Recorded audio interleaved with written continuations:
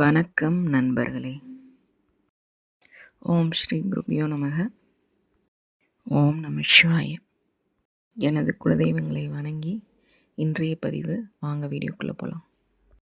ரிஷப ராசி மற்றும் லக்னம்.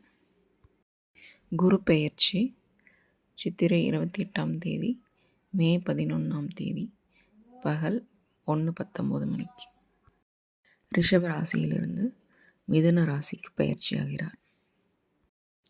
மிதுன ராசிக்கு சென்ற குரு பகவான் என்னென்ன பலன்களை தரப்போகிறார் என்பதை பார்ப்போம். ரிஷபராசிக்கு மிதுன வீடு 2ஆம் வீடாக வருகிறது.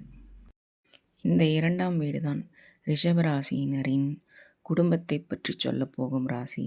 வருமானம், வாக்குஸ்தானம், பேச்சுஸ்தானம், உணவு, புதிய உறவுகளை குறிக்கக்கூடிய இடம் 2ஆம் இடம்.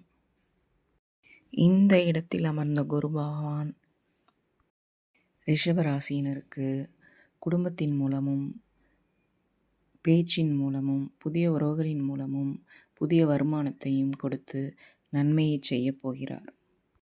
இந்த ரிஷபராசியினர் குடும்பத்தின் மீது பற்று ஏற்படும் காலம் இந்த குரு பெயர்ச்சியின் காலம் என்பதில் துளியும் சந்தேகம் இல்லை.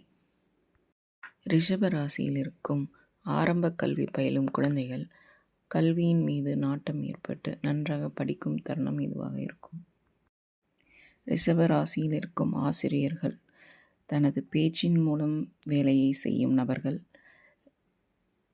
ஜோதிடத் துறையில் இருக்கும் நபர்கள், பாலிசி மற்றும் எல்ஐசி காப்பீட்டு திட்டத்தில் வேலை செய்யும் நபர்கள், நின்ற வீடு புதன் என்பதால் பேச்சின் மூலம் வியாபாரம் செய்யும் நபர்கள், இவர்களுக்கெல்லாம் முன்னேற்றம் இருக்கும்.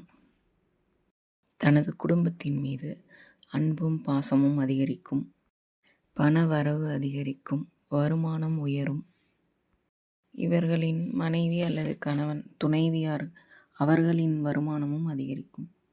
அவர்களின் மூலமும் பணவரவு உண்டு. புதிய நபர்களை சந்திப்பீர்கள். அடுத்து ரிஷபத்திற்கு 6வது வீடு என்று சொல்லப்படுகின்ற துலாம் ராசியை குரு பார்க்கிறார். இது ரிஷபத்திற்கு வேலை, கடன், நோய், உதவி, சேவை, வம்பு இவற்றை குறிக்கும் ஸ்தானமாகும். இதனால் வேலை இல்லாதவர்களுக்கு நல்ல வேலை கிடைக்கும். கடன் தொல்லையால் அவதிப்படுபவர்கள் கடனை கட்டி முடிப்பீர்கள்.